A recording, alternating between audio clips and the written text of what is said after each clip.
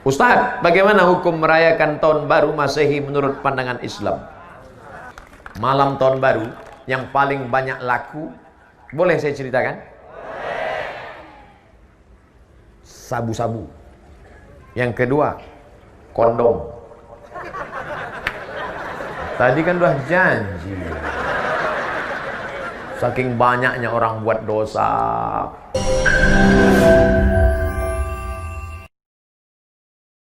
Jangan lupa subscribe, like, and share. Bapak Ibu yang pertanyaannya tidak dibacakan, jangan tersinggung, jangan sakit hati, karena mungkin sudah terwakili oleh teman-temannya. Atau boleh juga pertanyaannya tak berkualitas. Ustaz, dunia peta apa bulat? Apa itu pertanyaan?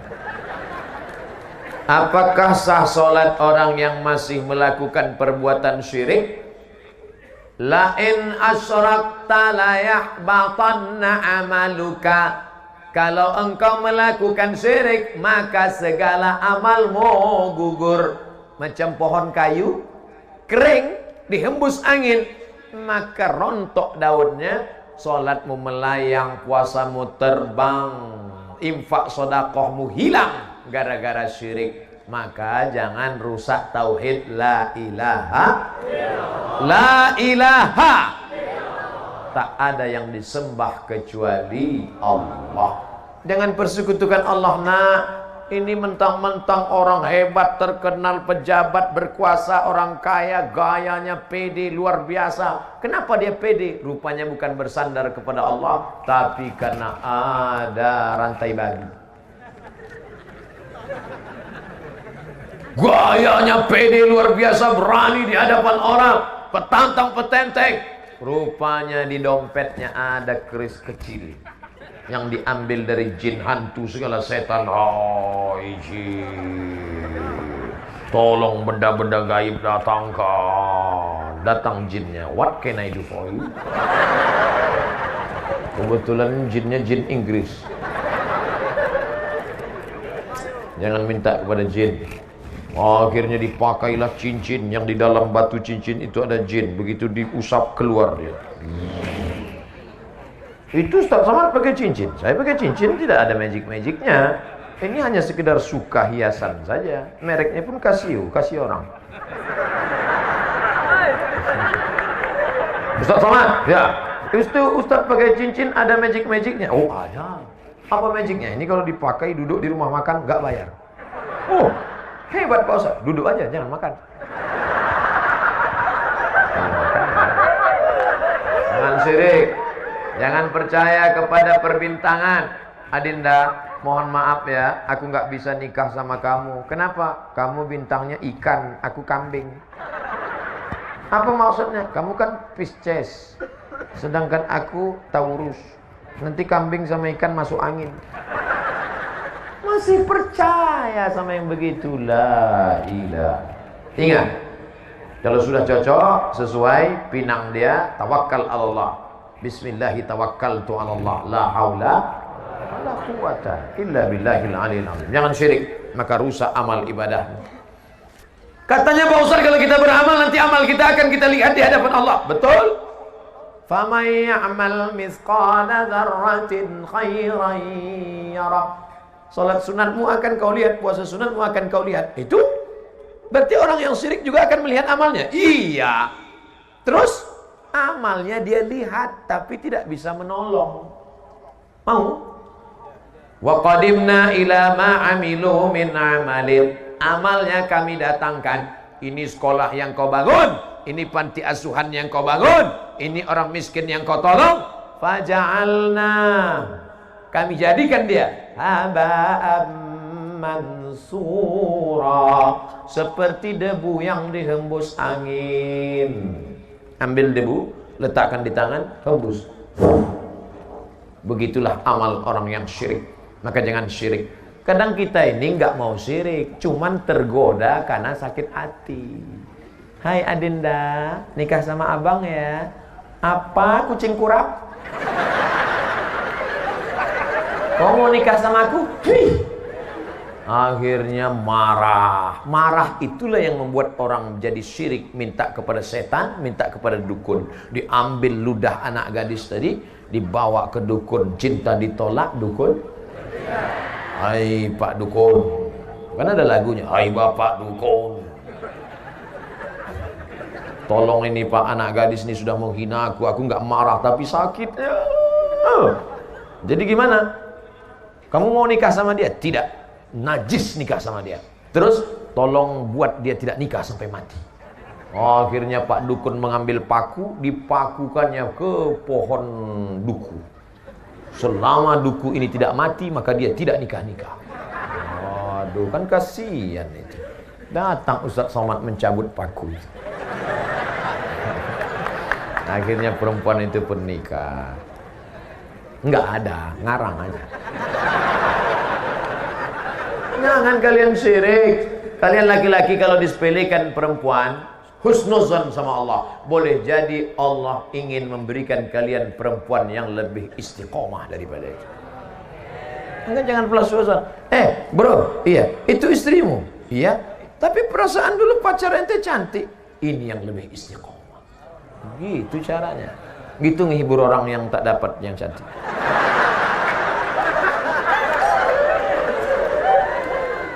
Seperti pergi ke dukun. Jangan pergi ke dukun. Kenapa tidak boleh pergi ke dukun? Ada orang sakit pergi ke dokter. Boleh apa nggak boleh? Boleh. Ada orang sakit pergi ke dukun. Boleh apa nggak boleh? Nah, bingung. Saya ulang sekali lagi. Orang memang kalau lama dengar ceramah bisa error juga. Ada orang sakit pergi ke dokter. Dokter spesialis kandungan, dokter spesialis kelamin, dokter spesialis jantung, dokter spesialis kulit. Boleh apa tak boleh? Boleh. Ada orang sakit pergi ke dukun. Boleh apa tak boleh? Apa bedanya? Dukun sama dokter kan sama-sama D. Dukun sama dokter kan sama-sama orang. Dokter tidak minta kepada setan, sedangkan dukun minta ke setan. Satu-satunya dukun yang tidak minta sama setan, dukun Sunan.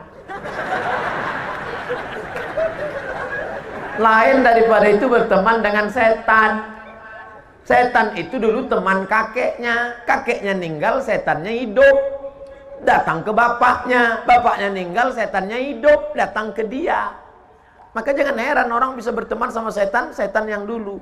Oh, aku adalah teman kakekmu dulu. Andai datang setan ke saya, aku adalah teman kakekmu dulu, aku ingin berteman denganmu, hai Abdul Somad. Gak perlu, bro. Gak perlu, najis teman sama ente. Memangnya teman ente banyak? Temanku sudah banyak. Berapa? Itu follower Instagram 6,2 juta. Saya cuma mau ngasih tahu aja. Oleh sebab itu maka jangan berteman dengan setan. Orang yang berteman dengan setan ada dalam Al-Quran Pak Ustadz, juz 29. Nama suratnya surat Al-Jin. Ya'udzuuna birijalim minal jin. Ada orang yang berteman dengan setan. Fazaduhum rahaqa. Mereka semakin jauh dari Allah. Yang malam ini masih ada hubungan dengan setan, putuskan MOU, Memorandum of Understanding between me and you. Waktu di Mina melontar setan pakai batu. Bismillahirrahmanirrahim. Bismillah. Coba tengok di bawah itu. Nanti kalau pergi umroh coba tengok di bawah tempat melontar jumroh, bukan cuman batu, payung pun ada. Ada orang saking marahnya sama setan, sendalnya dibuka. Setan, kau dulu yang borong. Begitu pulang ke kampung, lanjut lagi hubungan sama setan. Kata setan, aku bingung nengok aja. Kemarin waktu di Mina, enteng melentar setan sampai ke setanan. Sekarang ente yang melanjutkan hubungan ini. Ente serius, kata setan. Maka jangan rusak hubungan kita. Makanya kita serahkan semuanya kepada Allah. Inna salati wa nusuki wa mahyaya wa mamati lillah la syarika lahu wa bidzalika umirtu wa ana minal muslimin. Aku hanya berserah diri kepada Allah. Ya Allah, aku ni mau pergi ya Allah ke sebuah pulau bernama Sulawesi. Di bagian atasnya itu ada namanya kampungnya, namanya Gorontalo, provinsi. Di sana nanti aku akan bertemu dengan umat Muhammad sallallahu alaihi wasallam. Maka kulangkahkan kaki bismillah tawakkaltu 'ala Allah la haula wala quwata illa billah. Andai mati saya, maka mati husnul khotimah. Amin. Andai masih hidup, diberikan Allah untuk kelebihan beramal soleh. Tak usah kita terlalu takut menghadapi hidup ini. Resiko hidup adalah mati. Takut mati jangan hidup, takut hidup mati saja. Apakah mimpi itu dirancang oleh Allah apa oleh setan? Mimpi terbagi. Udah dijawab. Allah kata dia. Masya Allah anakku. Anak-anak serius dengar ceramah 90 menit. Luar biasa itu. Mimpi ada 3. Pertama, mimpi dari Allah namanya ilham. Mimpi dari setan namanya waswasah. Yang ketiga, proses berpikir di waktu siang yang tak selesai terbawa di waktu malam. Maka jangan pernah memikirkan mantan. Takutnya nanti malam tersebut ya, yang kata istrinya, aku di sini bang, bukan engkau, mantan. Habis pindah priuk ke tempat tidur. Nah, ada mimpi dari Allah, ilham. Ada mimpi dari setan. Pak Ustadz, saya ketakutan, tapi takutnya bukan kepada Allah, takut begini, takut begitu. Itu dari setan. Kalau mimpi dari setan, gimana respon kita? Maka bangun malam baca ta'awuz, a'udzu bikalimatillahi tammati min kulli syaitani wa hamati wa min kulli ainin lamah. Enggak ingat bacaan itu Pak Ustadz? A'udzubillahi minasyaitonir rajim. Tiup ke sebelah kiri dengan sedikit air liur. Jangan diludahi. Betulan suaminya tidur sebelah. Bismillahirrahmanirrahim. Emang aku setan gitu lagi. Makanya sebelum tidur itu baca doa. Sebelum tidur baca Fatihah sekali, Qul huwallah 3 kali, Qul a'udzu falaq sekali, Qul a'udzu binas sekali, ayat kursi sekali. Qul huwallah sekali 3 kali, Fatihah sekali, Qul huwallah 3 kali, Qul falaq sekali, Qul a'udzu binas sekali, ayat kursi sekali. Tiup ke tapak tangan, hembuskan ke muka, ke kepala untuk menjaga dari godaan setan, sihir, santet dan macam-macam black magic. Saya sudah wudhu, sudah baca doa sebelum tidur, tapi mengapa mimpi saya masih buruk Pak Ustadz? Yang namanya setan. Itu memang sudah SOS, standar operasional setan.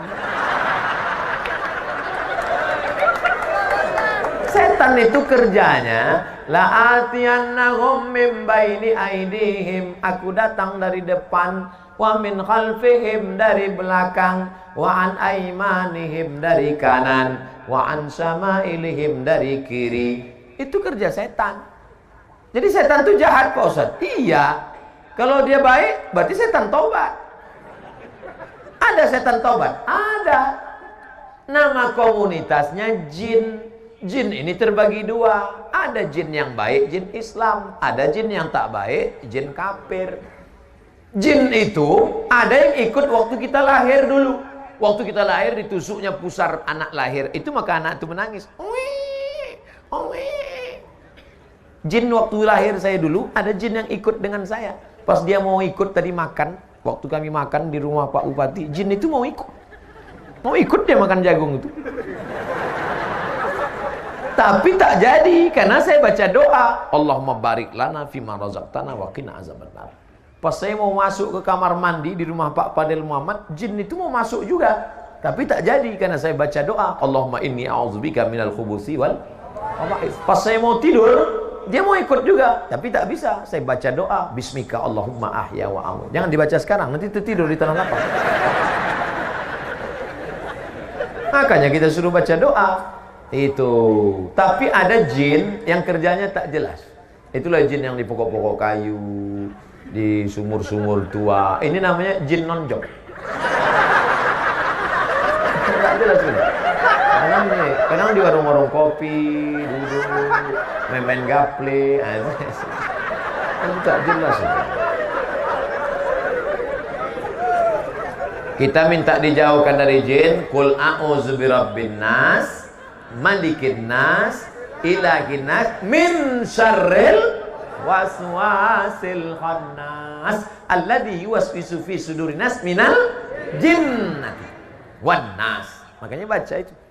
Jadi yang berbisik itu siapa Pak Ustaz? Bisa kali jin, bisa nas. Kawan kita pun yang berbisik kita bacakan juga itu. Kabarnya saya itu dipromosikan naik jabatannya karena dipakai dukun. Qul a'udzu bin nas malikin nas.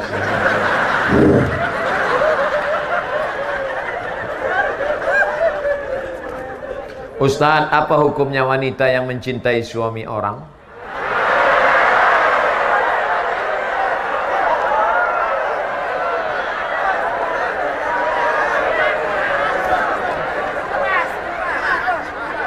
Hidup ini ada yang kita bisa memilih dan ada yang kita tidak bisa memilih. Betul?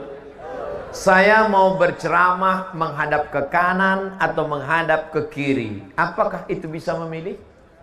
Bisa. Saya mau menghadap ke kanan, saya hadap kanan. Saya mau menghadap ke kiri, saya hadap ke kiri. Itu bisa memilih. Saya mau ceramah berdiri atau ceramah duduk. Apakah bisa memilih? Bisa. Saya mau berdiri, saya mau duduk, terserah saya. Tapi ada yang tidak bisa memilih. Apa itu? Cinta. Cinta tak bisa.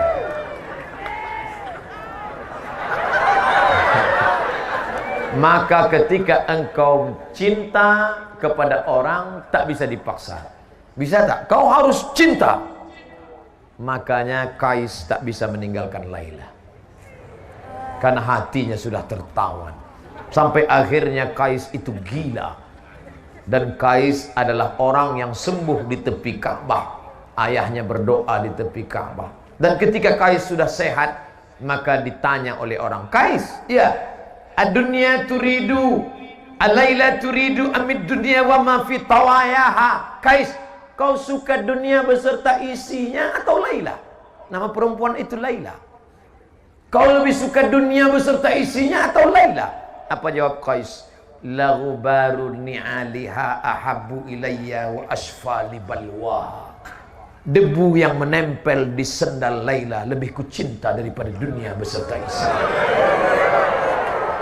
Ternyata kalau sudah cinta merasuk, jangankan Laila, jangankan sendalnya, debu menempel di sendalnya lebih ku cinta beserta lebih daripada isinya. Oh, jangan sampai kita diuji dengan cinta, apalagi mencintai bini orang. Lalu apa yang bisa saya lakukan Pak Ustaz? Saya sudah terjebak ini. Apa yang bisa kita lakukan? Maka buanglah semua yang terkait dengan dia. Buang nomor HP-nya. Delete dari FB, unfriend. Jangan lewat di depan rumahnya. Buang semuanya. Setelah itu berdoalah kepada Allah supaya Allah membuat terlupa. Lupa. Ya Allah, lumpuhkanlah otakku agar aku tidak lagi mengingat dia. Mudah-mudahan Allah membuat kita lupa semua dari mantan-mantan, insyaallah. Banyak yang ngaku. Ustaz, ada hadis yang berbunyi surga itu terletak di bawah tapak kaki ibu. Apakah masih ada surga di bawah tapak kaki ibu yang sudah murtad berpindah agama?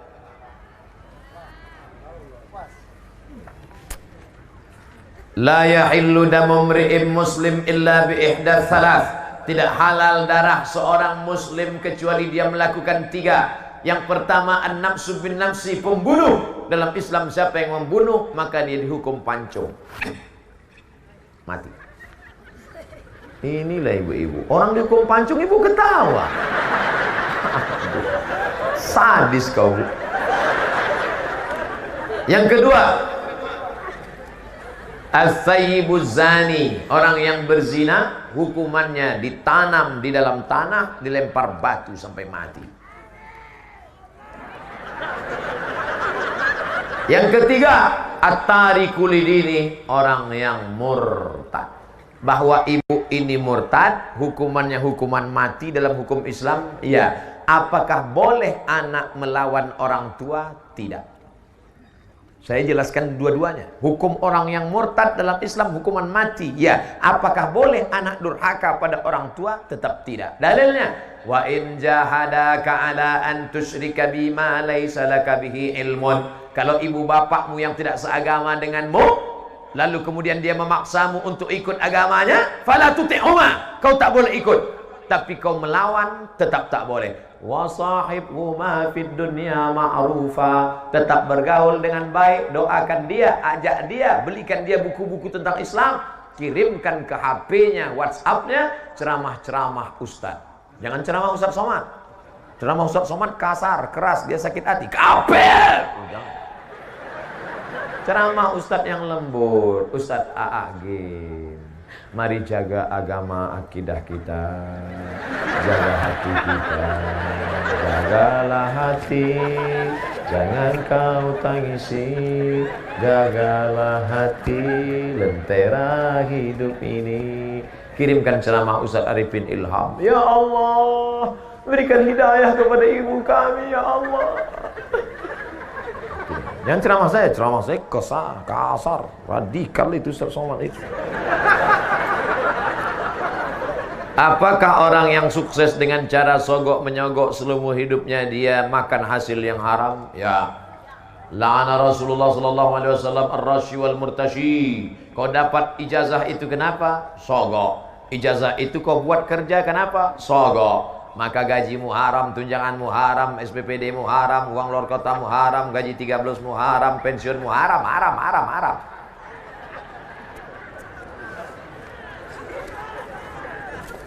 Hajimu haram. Duit dari haram dibawa pergi ke Makkah. Labbaik Allahumma labbaik, labbaik la syarika laka labbaik, innal hamda wan ni'mata lak wal mulka la syarika lak. Apa kata malaikat? La labbaik wa la sa'daik. Kau tak dapat haji mabrur karena kau berangkat dengan uang haram. Sedekah tak diterima. Innallaha thayyibun, Allah maha suci. La yaqbalu illa thayyiban, Allah tidak menerima kecuali yang suci-suci saja. Apa efeknya haji yang tidak mabrur? Tidak ada perubahan. Heran saya nengok Pak Haji itu, Pak Ustaz. Dulu sebelum berangkat haji celana pendek, sekarang setelah haji nggak pakai celana sama sekali.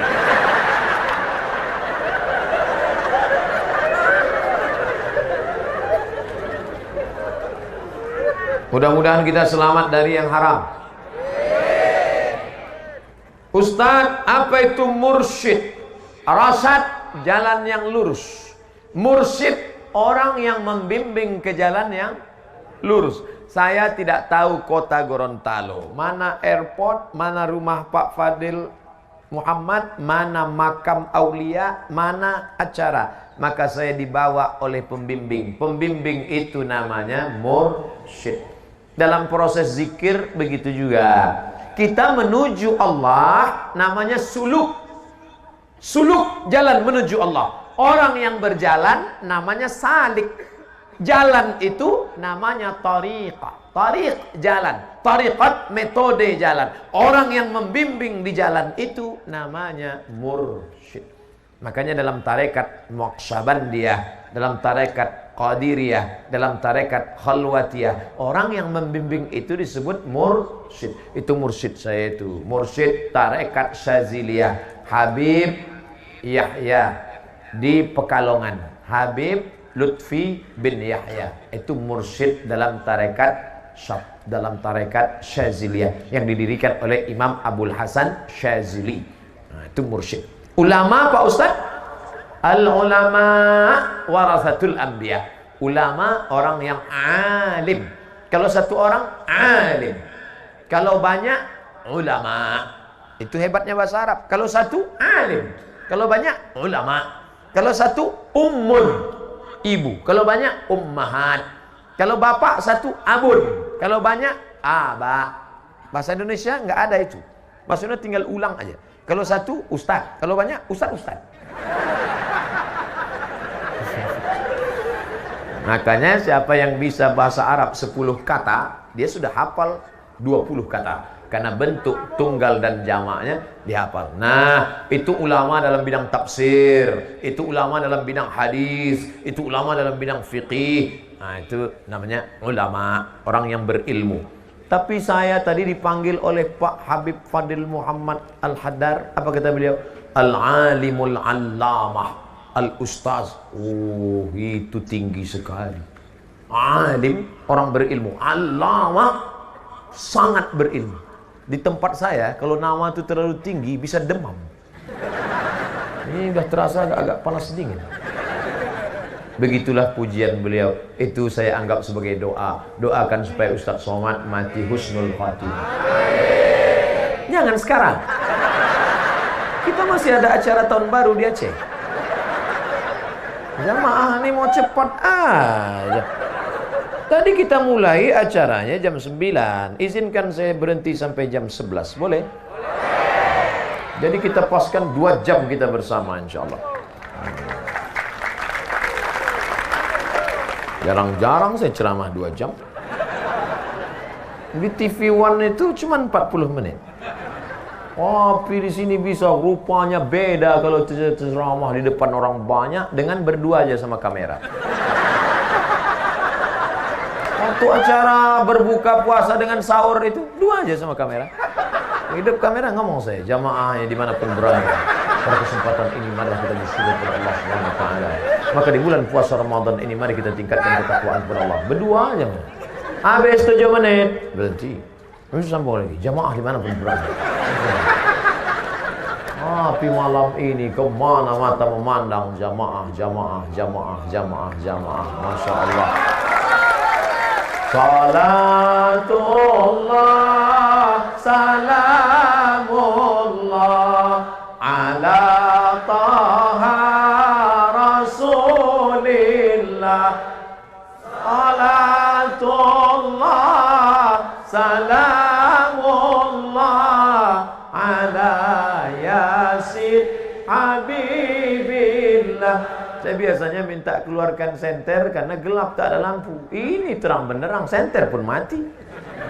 Tawassalna bi bismillah wa bil hadi rasulillah wa kulli mujahidin lillah bi ahlil badri ya Allah.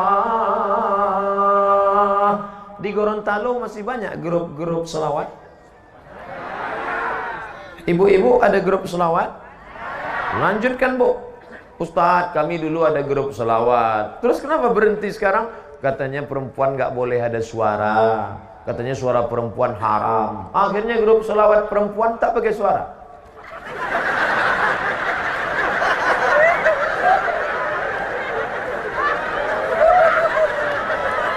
Namanya solawat silent.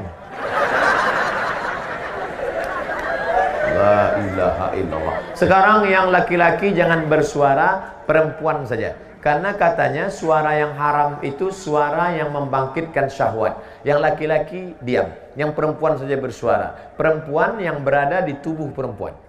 Karena ada sekarang ngaku perempuan yang berada di tubuh laki-laki. Enggak, yang bersuara perempuan saja. Katanya suara yang bersyahwat itu membangkitkan syahwat haram. Sekarang kita dengar suara perempuan. Salatullah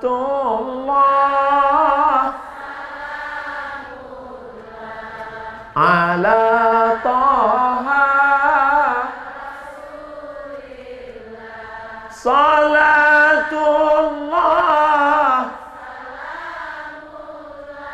ala yasin.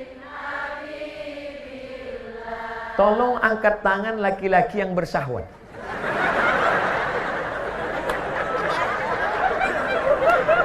Tak ada.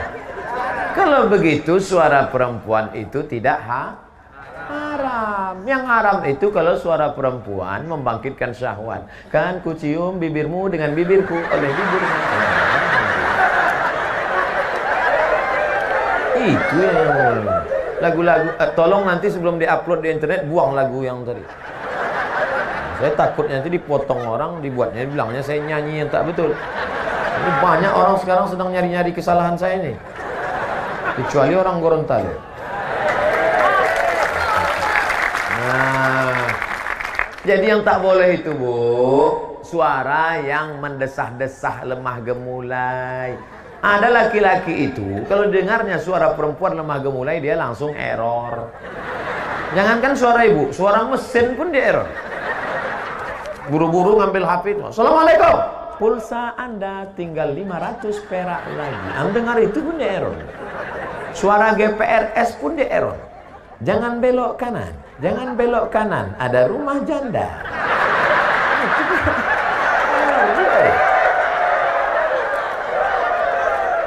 Nah, oleh sebab itu maka ini kita jaga. Jadi kalau ada grup solawat ibu-ibu di Gorontalo masih punya grup nasyid. Nasyid rebana masih ada? Lanjutkan. Nanti akad nikah anak pakai rebana, acara akikah pakai rebana, acara walimah pakai rebana. Bismillah tawassalna billah la la la la la. Lagunya sudah bagus, backing vocal tak bagus. La la la la la. La la la la itu kan artinya tidak. Bismillah dengan nama Allah. Tawassalna billah, kami bertawassul dengan Allah. Bagus apa tak bagus? Bismillah tawassalna billah na na na na na. Itu baru lagi.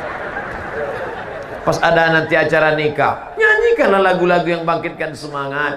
Barakallahu lakuma wa baraka alaikuma wa jama'a bainakuma.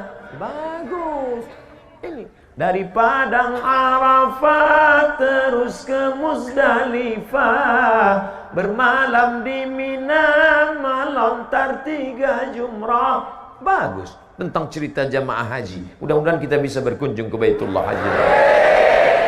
Jangan lagu-lagu Keong Racun, Kucing Garong, Kabika Cikabigam, Kiskoskotahe. Yang nyanyi tak paham, yang dengar tak paham, semuanya nganggu. Oh, woman no cry. Ibu-ibu pun setuju pula dengan lagu itu. Dia tak tahu makna lagu itu. No woman no cry. Tak ada perempuan, tak ada tangisan. Itu kan lagu laki-laki yang selalu menangis karena bininya ada. Jadi harus cerdas. HP-nya udah cerdas, smartphone. Ustadznya udah cerdas, smartphone. Kertas terakhir. Ustadz, bagaimana hukum merayakan tahun baru Masehi menurut pandangan Islam? Memakai kalender Masehi. Oh, ini panjang ceritanya. Siap mendengar cerita ini? Ada seorang kaisar dari negeri Romawi. Romawi itu sekarang Rome, Eropa. Kaisar ini namanya Kaisar Julian. Siapa namanya? Kaisar Julian. Kaisar Julian membuat kalender. Itulah dia kalender Januari, Februari, Maret, April. Kebetulan saya lahir bulan Mei. Apa arti Mei? Maybe yes, maybe no. Maka setiap bulan-bulannya ada maknanya. Kaisar Agustinus, dibuatnya Agustus. Ada patung, kepalanya 2. Satu ke sana, satu ke sana. Maka patung itulah dibuat tahun bulan pertama, namanya patung Januari. Kenapa Januari dibuat di awal? Karena kepalanya 2, menghadap ke sana 2017, menghadap ke sana 2018, menghadap ke sana 2018, menghadap ke sana 2019. Ini Kaisar Julian punya nama. Lalu kemudian Kaisar Julian meninggal, kalender ini diambil oleh Paus di Vatikan, namanya Paus Gregorius. Siapa namanya? Gregorius. Dirubah nama kalender ini bernama Gregorian Calendar. Makanya cari di internet Gregorian Calendar. Karena yang membuatnya Paus Gregorius. Dimodifikasinya. Ketika PBB, bukan pajak bumi bangunan, Persatuan Bangsa-Bangsa, kalau bahasa daerahnya United Nation. Nation, bangsa-bangsa. United, persatuan. Manchester United, itu sepak bola. Berkumpul bangsa-bangsa. Akhirnya PBB mengambil kalender dari Vatikan Gregorian, dipakailah yang dulu sebelumnya kerajaan Goa, kerajaan Islam di Sumatera, kerajaan di Jawa memakai kalender Hijriah Nabi Muhammad Sallallahu Alaihi Wasallam untuk diseragamkan di seluruh dunia. Indonesia masuk anggota PBB, dikirimilah kalender itu. Maka Abdul Somad pun memakai kalender itu. Abdul Somad lahir 18 Mei. Tahun biarlah rahasia antara kita. Saya lahir 1977, umur 42, walaupun kelihatan seperti 22. Apakah boleh kita pakai alat non-muslim? Boleh. Ini kamera non-muslim punya. Ini non-muslim punya. Alat non-muslim dipakai boleh. Termasuk memakai kalender boleh. Tapi ketika sudah masuk dalam ritual ibadah, meniup trompet, tiupkanlah trompet.